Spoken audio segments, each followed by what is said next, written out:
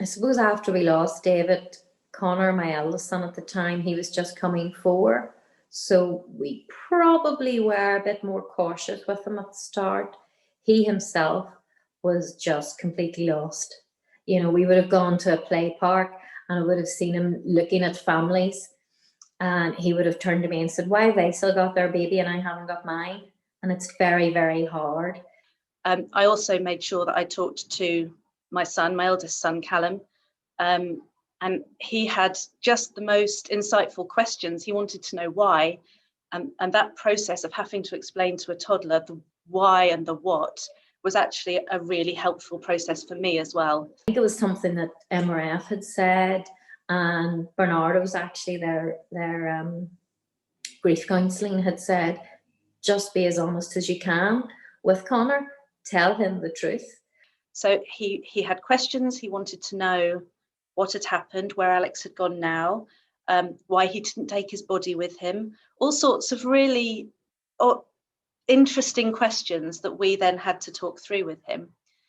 Now Callum has developed into the most empathetic, kind, caring child. We like to think that this is the silver lining to what he experienced. Genevieve was 7 months old and I was 13 weeks pregnant to the day that I lost Faye. So they don't really know their sister, but we have brought them up where we talk about the fact we're a family of 5. We talk about Faye. There's pictures of her all over the house. We have marked her birthdays and anniversaries, and it's something that they're used to happening, and they regularly go to the cemetery. And I do think it's, you know, it's made them sensitive young ladies who are very caring about others. We were incredibly lucky that the nursery that Callum was attending was just fantastic, and the practitioners there educated themselves about the topic of bereavement and bereavement for parents and for children. And they ran sessions for the entire nursery on things like an elephant's tea party, where they would hold a tea party to remember somebody who had died. And they talked to the children in kind but factual terms about what they might be feeling if this happened and how to be kind and talk about it. I have definitely been a more anxious parent.